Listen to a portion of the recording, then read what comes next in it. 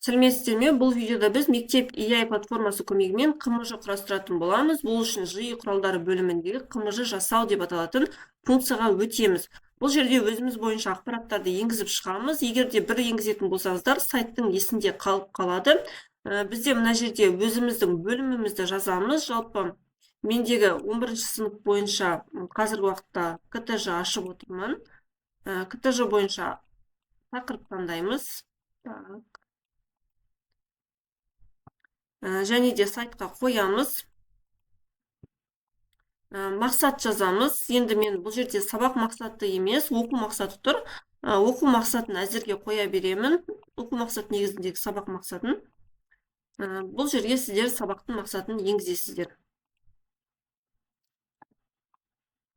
Және де пән таңдайсыздар. Бұл жерде бос қалмау керек, өйткені бос қалатын болса, қайтадан толтыруды сайт сұрайды.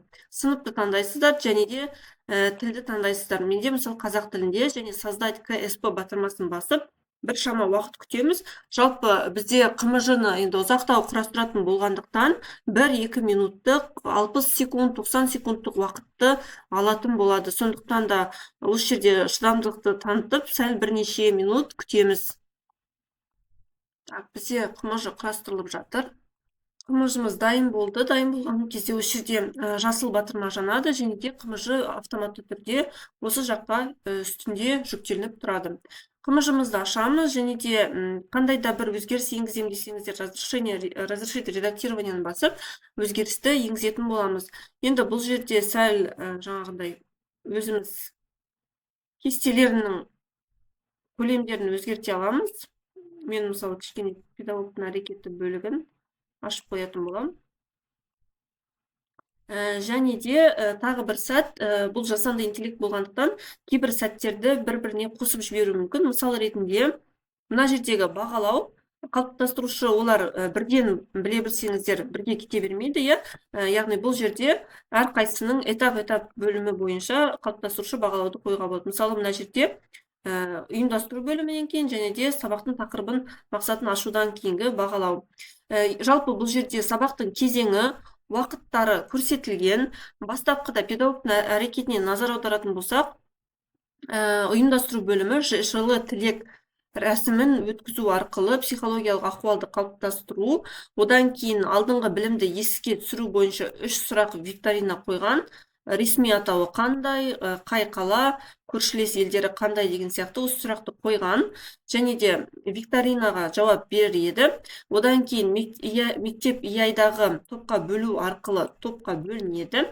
Сабақтың тақырыбы мен мақсатын талқылайды.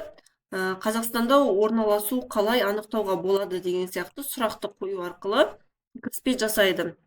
Енді бұл жерде тағы бір сәт, мына викторинаның барлығы ресурспен келісуі, яғни бұл жердегі біз мектеп квиз бар бізде, осы мектеп квиз арқылы болсын, мектеп карточка, тест арқылы болсын, сіздер викторинаны құрастыра қойып, жиі көмегімен бірден ресурспен бірдей жасай аласыздар. Немесе жаңағы мектеп group maker, яғни топқа бөлу арқылы мектеп EI-дің топқа бөлу бағдарламасын қолдана аласыздар функциясын.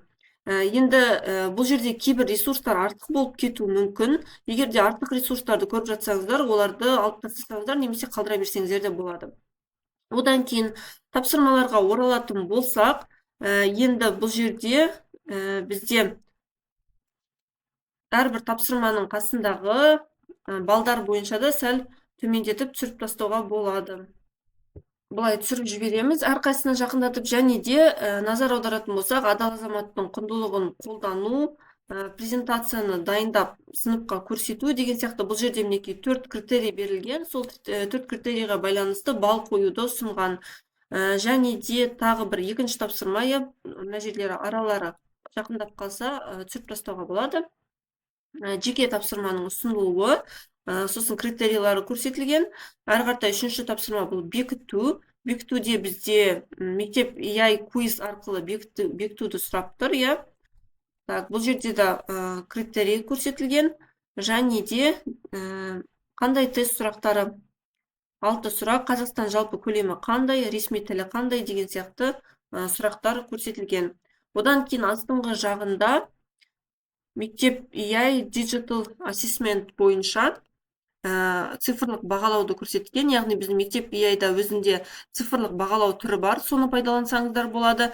Рефлексияны көрсеткен, не ұнады, келешекте нені жақсартар едіңіз, 2 лайк 1 жұлдыз арқылы кері байланыс алуды көрсеткен, және де үй тапсырмасы көрсетілген аймағы туралы презентация құрастыру деген. Енді бұл жерде тағы 2 ұнаған сәтпен ұсынысты беру бойынша кері байланыс жасауды, рефлексия жасауды көрсеткен. Енді бұл жерде де мектеп EI-дың ресурстары көрсеткен, сол бойынша тоқталып кетейін. Яғни бұл қандай ресурстар?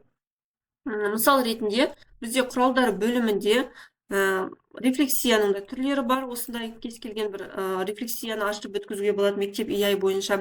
Одан кейін, егер де цифрлық бағалау әдісі деп жатса, осы жерде бізде цифрлық бағалау әдісінің сессиясы бар, яғни балалар келеді, QR-ды сканерлеп, әрқайсысы өзінің бағасын қойып кете алады.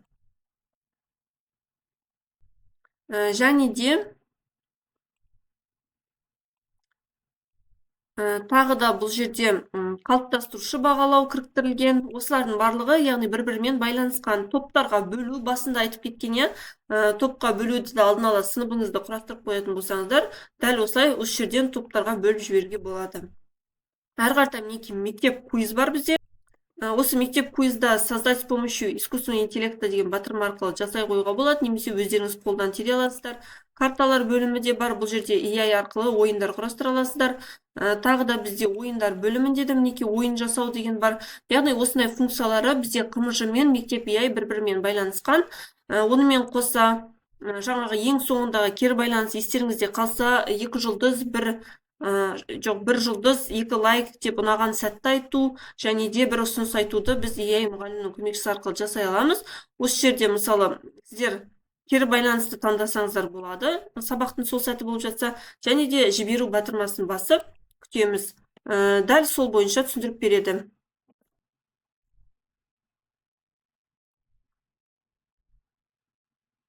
Сәлеметсіздер ме? Бүгінгі сабаққа белсенді қатысқандарыңыз үшін рахмет. Енді кішкентай кері байланыс жасайық. Сіздерден шынайы және қысқа жауап күтемін.